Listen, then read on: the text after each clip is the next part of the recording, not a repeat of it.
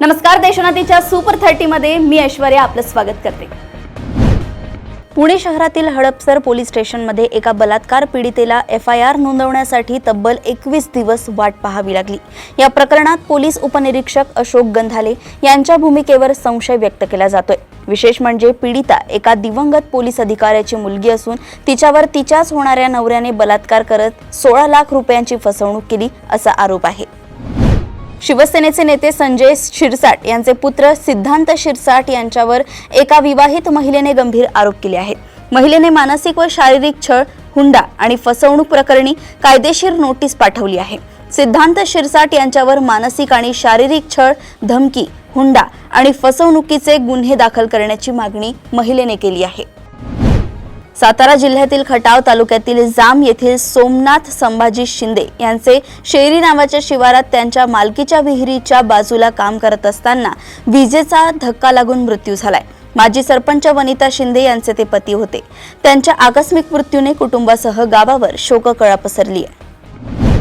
कोकणात मुसळधार पावसाने हाहाकार माजवला असून रत्नागिरी आणि रायगड जिल्ह्यात पूरसदृश्य स्थिती निर्माण झाली आहे। अनेक ठिकाणी घरांचे नुकसान झाले। प्रशासनाकडून नागरिकांना सतर्कतेचा इशारा देण्यात आला आहे। शेळ्या राखत हायवेवरून दुसऱ्या बाजूला जाताना कंटेनरच्या धडकेत सोलापूरच्या 17 वर्षीय नैतिक राम माने याचा मृत्यू झालाय। हा अपघात इतका भीषण होता की गाडीचे चाक नैतिकच्या डोक्यावरून गेल्याने त्याला ओळखताही येत नव्हते। नैतिक माने याचे कुटुंब हे फक्त त्याच्यावरच अवलंबून होते। बाळासाहेब हयात असते तर ऑपरेशन सिंदूरच्या यशाबद्दल त्यांनी पंतप्रधान नरेंद्र मोदी यांची गळाभेट घेतली असती, पण कधी त्यांच्या विचारांच्या आधारे चालणाऱ्या पक्षाला काय झाले हे माहीत नाही। ऑपरेशन सिंदूर नंतर परदेशात पाठवलेल्या सर्व पक्षीय शिष्टमंडळास वरात म्हणण्यापर्यंत ते गेले आहेत, अशी टीका करत केंद्रीय गृहमंत्री अमित शहा यांनी नांदेड येथे शंकनाथ सभेतून विरोधकांवर हल्ला चढवलाय। पुण्यातील अभियांत्रिकी महाविद्यालयातील 19 वर्षांच्या विद्यार्थिनीला अटक केल्यावरून मुंबई उच्च न्यायालयाने मंगळवारी राज्य सरकारला फटकारले। या विद्यार्थिनीने भारत-पाकिस्तान संघर्षाबाबत समाज माध्यमावर एक पोस्ट केली होती, मात्र तिने चूक मान्य केली आणि माफी मागितली, तरीही तिला सरकारने गुन्हेगार ठरवले। या विद्यार्थिनीवरील कारवाईची भूमिका कट्टरपंथी आहे, अशी टीका न्यायालयाने केली आहे। पुणे जिल्हा शिवसेना शिंदे गटाचे अध्यक्ष दिलीप सोपान यादव व चिरंजीव विनय यादव यांनी लग्न सोहळ्यात आपल्याच पुतण्या व पुतणीवर पिस्तूल रोखून धमकावल्याप्रकरणी गुन्हा दाखल झालाय।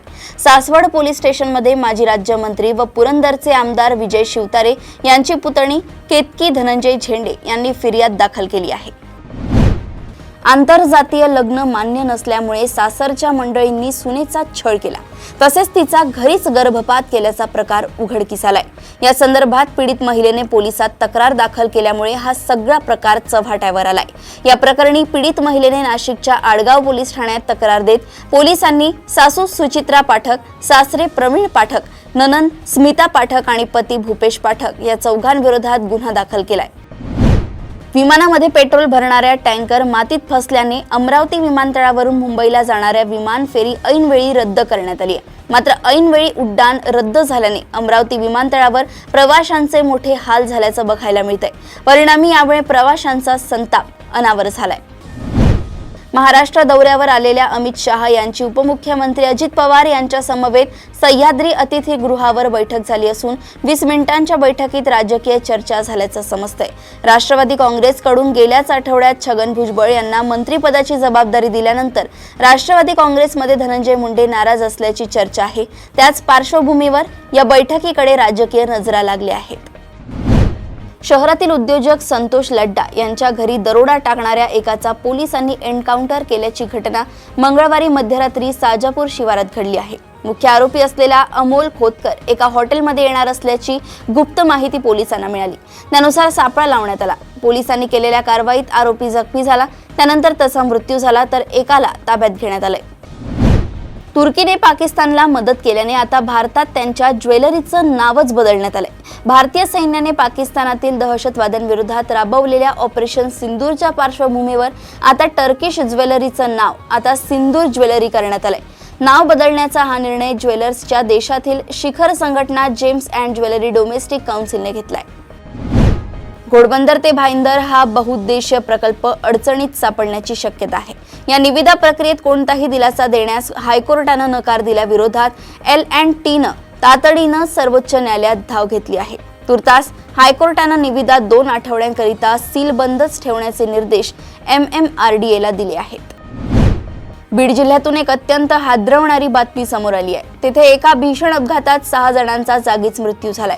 धक्कादायक गोष्ट म्हणजे त्यांच्या गाडीचा पहिल्यांदा अपघात झाला, त्यातून ते बचावले आणि लगेच गाडीतून खाली उतरले। मात्र जीव वाचवण्यासाठी रस्त्यावर उतरलेल्या त्यांना समोरून येणाऱ्या ट्रकने चिरडले। हा अपघात इतका भीषण होता की 6 लोक जागीच ठार झाले आहेत।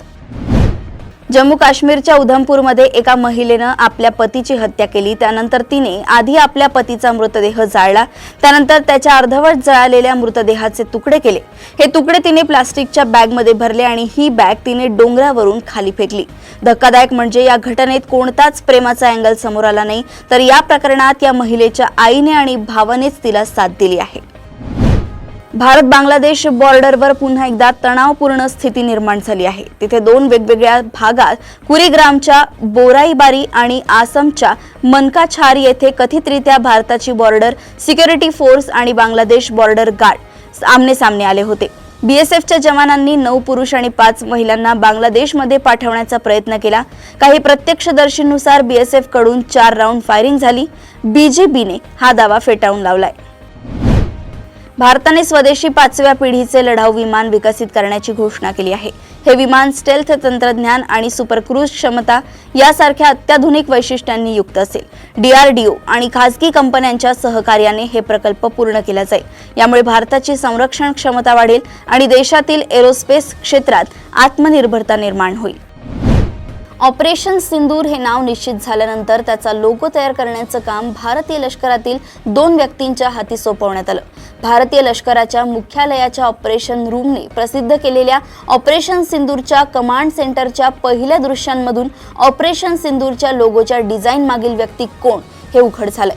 या लोगोचं ते डिझाईन करण्याचं श्रेय लेफ्टनंट कर्नल हर्ष गुप्ता आणि हवालदार सुरिंदर सिंग यांना दिलं जातंय।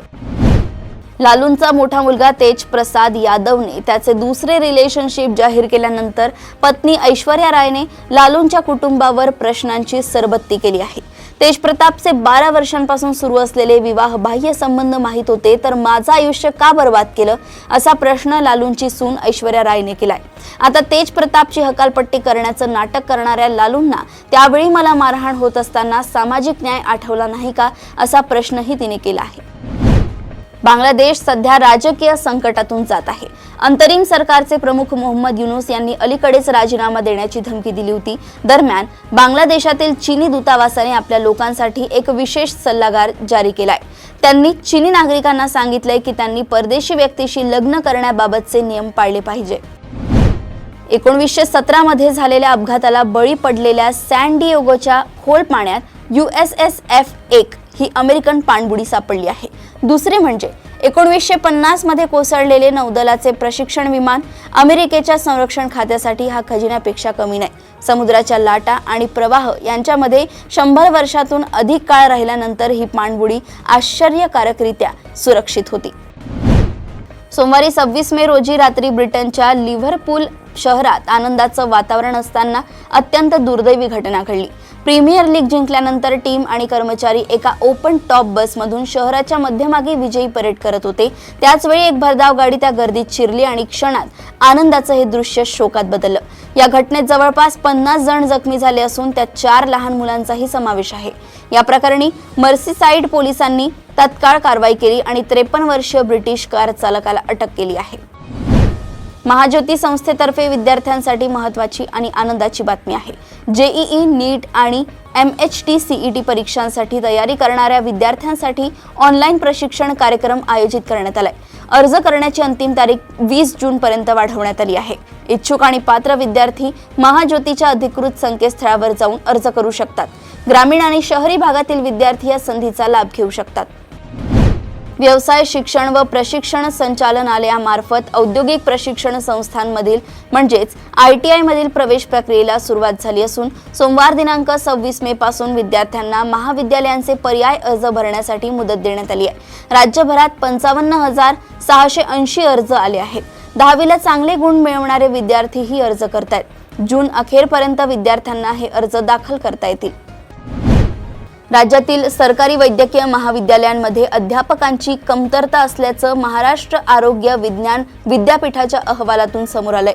25 पैकी एकाही महाविद्यालयात 100% प्राध्यापक भरती झाली नाही, तर 10 महाविद्यालयांमध्ये 50% कमी अध्यापक आहेत। रत्नागिरीमध्ये सर्वात कमी केवळ 11.76% अध्यापक भरती झाली आहे, ज्यामुळे वैद्यकीय शिक्षणाच्या गुणवत्तेवर प्रश्नचिन्ह निर्माण झाले आहे। एलॉन मस्क यांच्या स्पेसएक्स कंपनीच्या मालकीची सॅटेलाइट इंटरनेट सेवा स्टारलिंकला भारतात सेवा सुरू करण्यासाठी दूरसंचार मंत्रालयाकडून मंजुरी पत्र मिळालंय।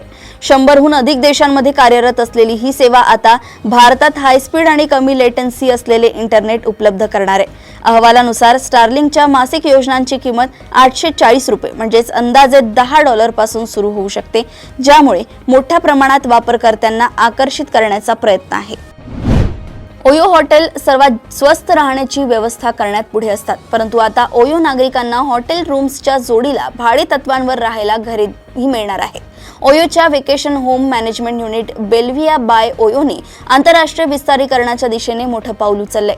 ऑस्ट्रेलियाची शॉर्ट टर्म रेंटल प्लॅटफॉर्म मेडकॉम्फीचे अधिग्रहण करण्यात आलंय। हा करार कॅश आणि स्टॉक समभाग दोन्हींच्या एकत्रितपणे करण्यात आलाय। या अधिग्रहणानुसार ओयो सुमारे $1.9 दशलक्ष शेअर जारी करणार आहेत। प्रत्येकी शेअरची किंमत $0.67 असणार आहे। बॉलिवूडचा अभिनेता डिनो मोरिया सोमवारी मुंबई पोलीस आयुक्तालयातील आर्थिक गुन्हे शाखेच्या कार्यालयात चौकशीसाठी हजर झाला। त्याची 8 तास चौकशी करण्यात आली आहे। मिठी नदीतील साफसफाईच्या कथित घोटाळ्याशी संबंधित प्रकरणात मोरियाला मुंबई पोलिसांनी चौकशीसाठी हजर राहण्याबाबत समन्स जारी केलं होतं। IPL 2025 स्पर्धेतील साखळी फेरीतील शेवटचा सामना रॉयल चॅलेंजर्स बँगलोर आणि लखनौ सुपर जायंट्स यांच्यात होत आहे। पंजाब किंग्सने टॉप 2 मध्ये जागा मिळवली आहे, तर मुंबई इंडियन्स एलिमिनेटर सामना खेळणार हे पक्क झालंय। म्हणजेच आता गुजरात टायटन्स आणि RCB यांच्यातच टॉप 2 मधील एका जागेसाठी चुरस आहे। असं असताना अंतिम फेरीतील 2 संघांबाबत माजी क्रिकेटपटू रॉबिन उथप्पा यांनी भाकीत वर्तवलंय। IPL 2025 स्पर्धेच्या अंतिम सामन्यात RCB आणि पंजाब किंग्स हे संघ भिडतील असं तो म्हणाला आहे। अशाच सुपर 30 बातम्या जाणून घेण्यासाठी बघत रहा देशोन्नती। नमस्कार।